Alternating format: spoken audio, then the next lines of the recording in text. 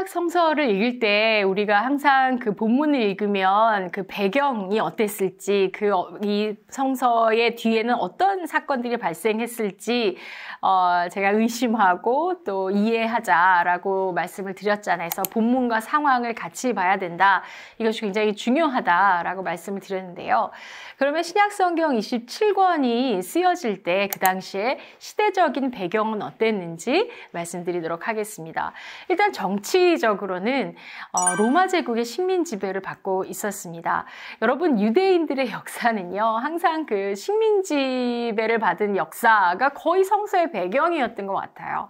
구약도 마찬가지고 신약도 마찬가지고요. 그래서 구약 성서도 대부분 그 바벨론 포로기에 잡혀가 있을 때 많이 이제 성경이 이제 쓰여지고 또 모여지고 그랬던 것처럼 페르시아 제국의 이제 그 지배를 받고, 페르시아 제국 이후에는 또 헬레니즘 왕국의 지배를 받고, 헬레니즘 이후에 이제 로마 제국의 통치를 받게 되거든요. 그래서 예수님이 사역을 하실 때, 그리고 신약 성서가 쓰여질 때는 로마 제국이 그 이스라엘을 다스리던 그 시기에 이제 예수님도 활동하셨고 또 신약 성서도 쓰여졌다라고 여러분들이 이해를 하시면 좋을 것 같습니다.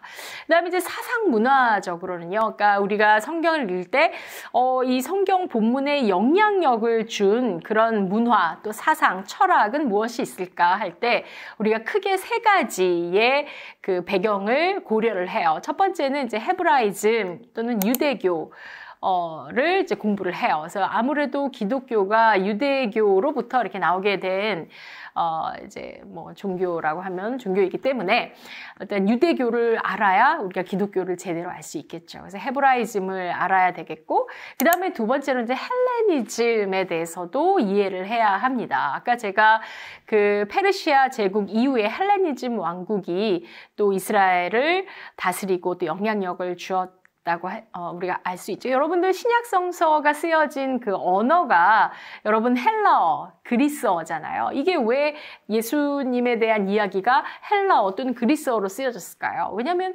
헬레니즘 왕국의 영향 때문에 그런 거거든요. 그렇기 때문에 헬레니즘도 알아야 되고, 그다음에 이제 로마 제국, 그 로마 제국과의 어떤 관계 속에서 이 기독교의 신앙이 꽃피우고 발전하고 성장하게 되었는지, 로마 제국의 영향력은 무엇이었는지 이런 것들을 알게 되면 성서를 올바르게 이해하는 데 많은 도움이 됩니다.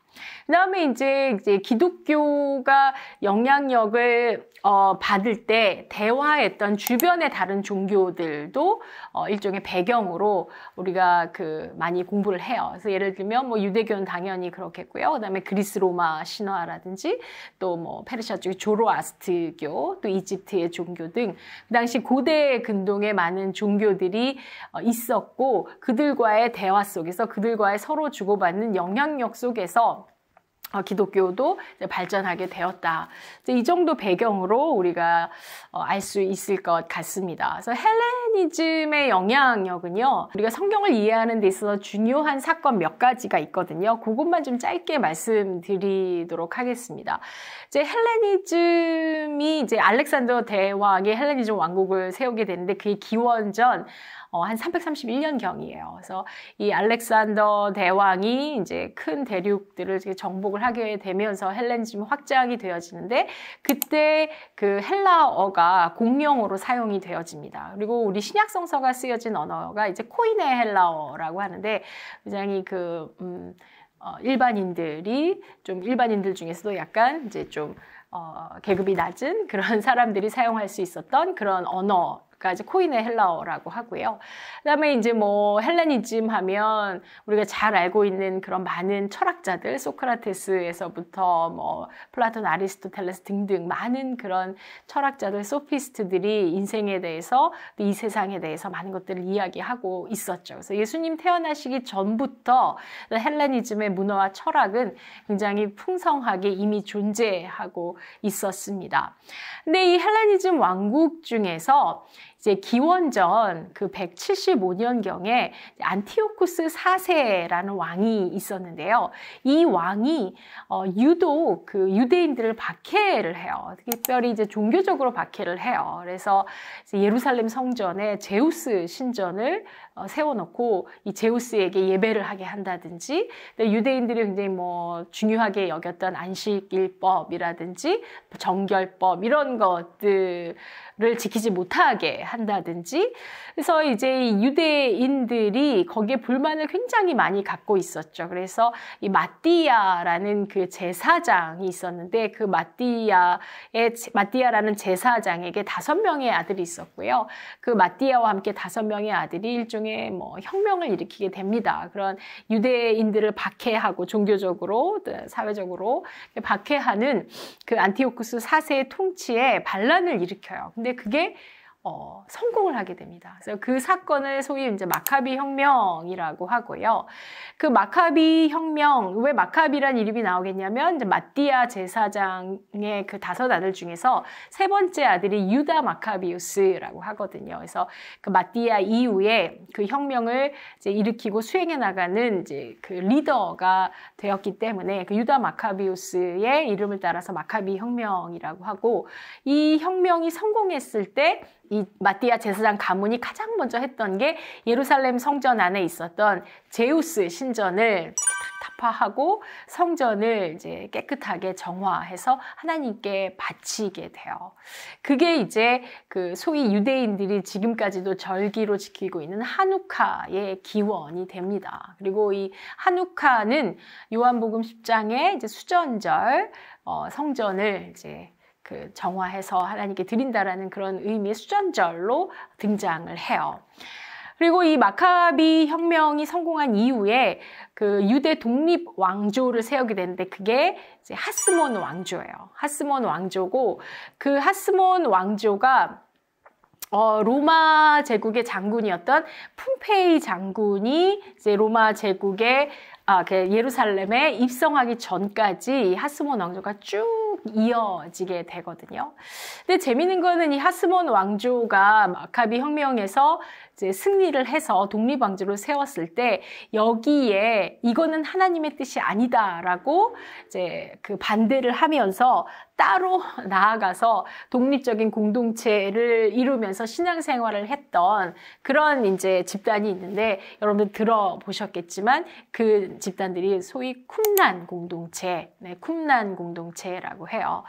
그리고 이 쿰난의 에스에네파 공동체에서 세례자 요한이 나왔을 것이다 라고 이해를 하고요. 그래서 마카비가 이제 마카비 혁명이 성공해서 하스몬 왕조를 쭉 유지하는 가운데, 이렇게 칼과 이렇게 폭력으로 혁명을 일으켜서 세운 나라는 하나님의 뜻이 아니다라고 반기를 들면서, 뭐 어떻게 해요? 마음에 안 들면 따로 나와서 살아야 되는 거잖아요. 그래서 사해 근처의 쿰난 동굴에서 함께 신앙의 공동체를 이루었던 게 우리가 소위 쿰난 공동체고, 이들이 남겼던 문서가 1947년에 발견이 되어서 우리가 소위 뭐 쿰난 문서 또는 사해 문서라고 하고, 그것들이 이제 다 번역이 됐고 우리나라 말로도 번역이 되어서 여러분들이 이제 궁금하시면 시중에서 사서 그 사회 문서들을 공부하실 수 있습니다.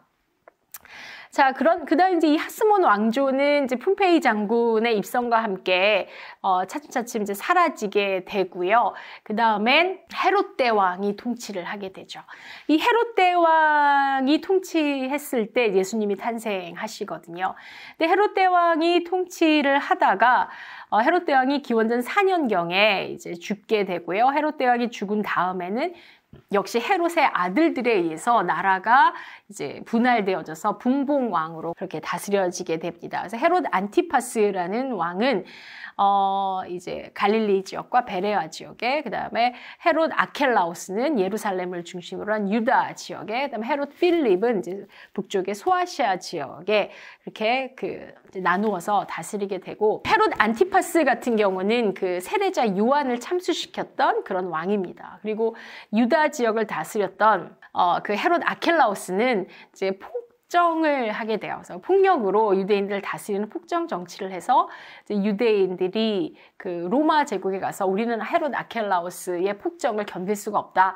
바꿔달라 해서 이제 그때부터 로마 제국에서 총독을 보냅니다. 그래서 여러분 그 로마가 보낸 총독으로 너무나 잘 알고 있는 한 분 계시죠? 사도신경 네, 외울 때마다 나오시는 분, 등장하시는 분, 바로 빌라도 총독인데, 이 빌라도 총독은 이제 기원 후 26년에서 36년까지 그 남쪽 유다 지역에 파송된 그 로마의 총독이고, 이제 5대 총독이었다라고 해요. 그래서 로마가 보낸 5대 총독이었고, 이 빌라도가 예수님을 십자가에 못 박으라고 선언을 하고, 그 이후에 이제 36년경에 로마로 돌아가게 됩니다. 그러면 이제 신약성서가 아까 제가 그 헬라어, 코인의 헬라어로 쓰여졌다라고 했잖아요. 여러분, 예수님이 말씀하셨던, 사역하실 때 말씀하셨던 그 언어는 아람어이고요.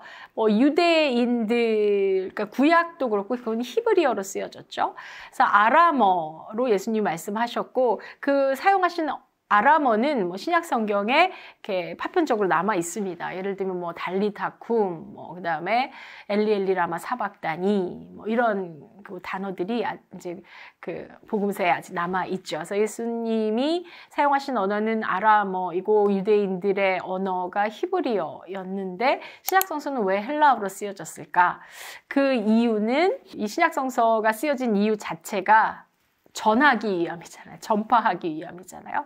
그러니까 전파하기 위함이니 이게 그 당시에 공용어로 사용되었던 헬라어로 쓰여져야 이제 예수님의 행적과 복음의 말씀들을 전할 수 있기 때문에 그래서 헬라어로 쓰여졌다라는 거 여러분들 알아두시면 좋을 것 같습니다. 그러니까 사실은 우리가 생각해 볼 수 있는 게 우리가 이제 예수님의 말씀이라고 해서 우리는 이제 한국 성경으로 읽잖아요. 한국어 성경으로 읽잖아요. 근데 이 한국어 성경은 그리스어 성경에서 번역이 된 거잖아요. 그런데 사실 예수님이 말씀하신 거는 그리스어가 아니었잖아요.